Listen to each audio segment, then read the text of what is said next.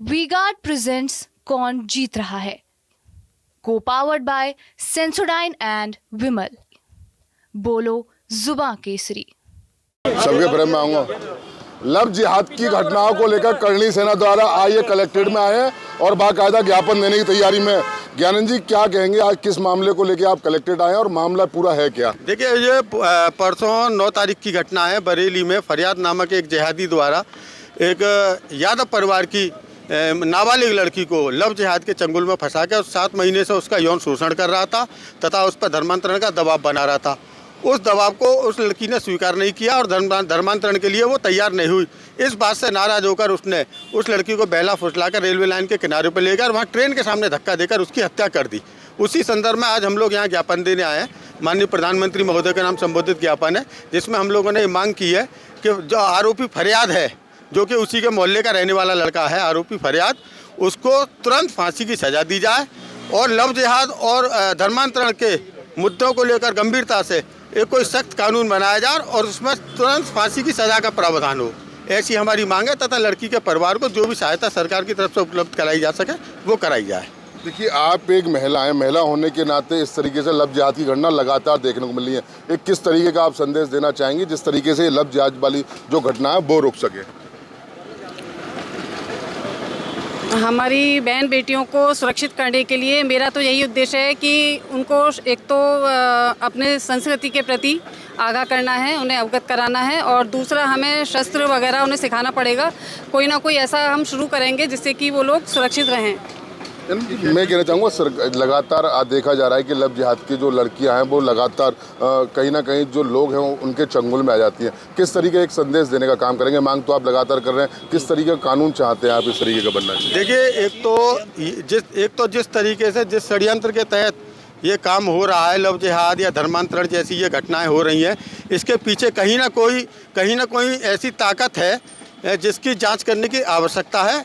तो मेरा सरकार से ये आग्रह है कि इन ताकतों की जांच करें, इनके ऊपर जांच एजेंसियां बिठाएं और इनको जांच कर जो भी लोग इसमें चिन्हित किए जाते हैं, चाहे वो कोई भी हो, अपने देश से संबंधित हों या विदेश से संबंधित हों, उनके विरुद्ध सख्त से सख्त कार्रवाई की जाए। राष्ट्रद्रोह का मुकदमा और धर्मांतरण को लेकर जो भी सुसंगत धाराएं होती हैं उनमें कार्रवाई उनके खिलाफ की जाए। ताकत समझ रहे हैं आप? कौन लोग हो सकते हैं? देखिए, ये कहीं ना कहीं देखिए मानसिकता का तो ऐसा है कि जैसा कि पूर्व में चर्चा चली आ रही है कि भारत को हिंदू राष्ट्र घोषित करने की तैयारी की जा रही है और कुछ जिहादी संप्रदाय विशेष के लोग नहीं चाहते हैं कि भारत हिंदू राष्ट्र घोषित हो, जिसमें कुछ विदेशी शक्तियां भी शामिल हैं और उन्हीं के दिशा निर्देशन में कह सकते हैं या उन्हीं की सरपरस्ती में कह सकते हैं और इस तरह की घटनाओं को अंजाम दिया जा रहा है। ये एक तरीके का रैकेट है।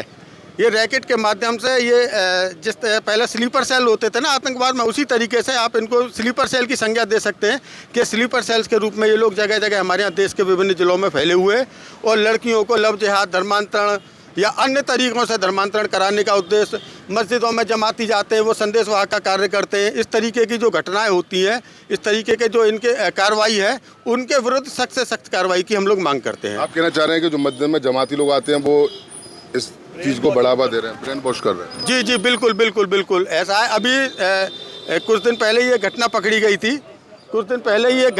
गई थी जिसमें ये देखा गया था कि एक हिंदू समुदाय में ताल्लुक़ रखने वाले गरीब निचले तबके के लोगों को धर्मांतरण के लिए उकसाया जा रहा था, लेकिन समय रहते सूचना मिल गई तो उसमें पुलिस द्वारा कार्रवाई की गई और कार्रवाई के बाद उसको रोक लगाई गई।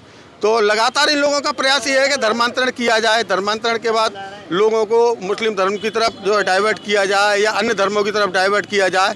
वो लगातार उनके प्रयास जारी हैं और विदेशी शक्तियां हैं जो इसमें कहीं ना कहीं संलिप्त हैं। ये ब्रेन वॉश किया पर किस तरीके का ये लोग हैं जो ब्रेन वॉश कर रहे हैं, क्या कहना चाहेंगे? ये तो एक षड्यंत्र के तहत हो रहा है, धार्मिक षड्यंत्र के तहत। कौन वो धार्मिक लोग? मुस्लिम्स हैं और कौन है?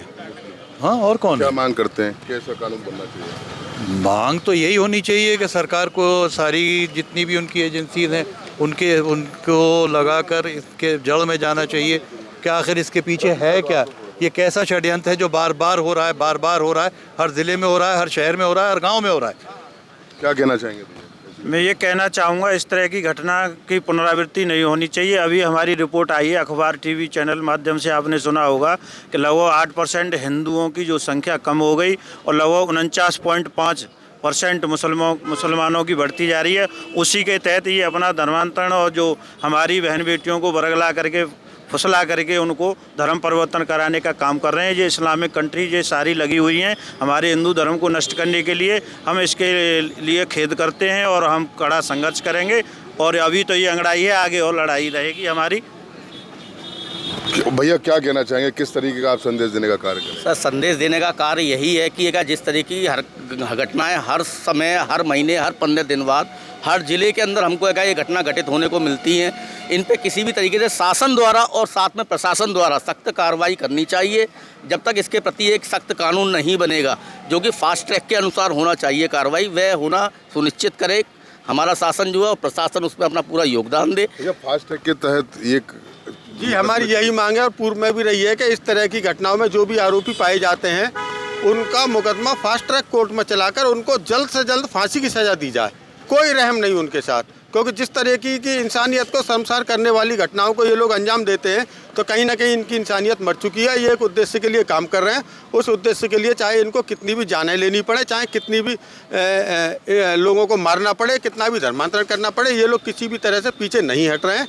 तो हमारा कहना सिर्फ इतना है, हमारी यही मांग है कि सरकार द्वारा ऐसा सख्त कानून बनाया जाए और ऐसे आरोपियों को फास्ट ट्रैक कोर्ट में मुकदमा चलाकर सख्त से सख्त कार्रवाई कर इनको फांसी की सज़ा दी जाए। देखिए मैं तस्वीर में आपको दिखाऊं कि अखिल भारतीय करड़ी सेना के तमाम लोग हैं और आज बड़ी तादाद में ये अलीगढ़ के कलेक्ट्रेट में आए हैं और बाकायदा ये प्रोटेस्ट करते हुए लोग आए। उनका मांग यही है कि जिस तरीके 9 तारीख को लक्ष्मी नामक लड़की की जो लव जिहाद में फंसाकर फरियाद नाम के युवक के द्वारा रेलवे ट्रैक पर ट्रेन के आगे फेंककर उसकी हत्या कर दी गई, उसको लेकर इनकी मांग है कि ऐसे हत्यारों को तुरंत फांसी की सजा जाए। और तमाम तरीके से उन्होंने कहा है कि जो कहीं ना कहीं जो विदेशी संगठन है यानी कि इस्लामिक जो संगठन है वो फंसाने का कार्य कर रहे हैं। इनकी लगातार यही मांग है। आज ये ज्ञापन दे रहे हैं प्रधानमंत्री के यहाँ। मांग इनकी यही है कि हत्यारों को फांसी दो और इस तरीके के मामले की जो सुनवाई है वो फास्ट कोर्ट में चलनी चाहिए, यानी कि फास्ट ट्रैक कोर्ट में चलनी चाहिए। मैं सहयोगी जनवाब के साथ मोहित गुप्ता, TV9 अलीगढ़।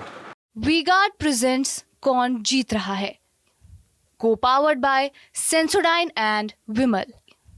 बोलो जुबां केसरी।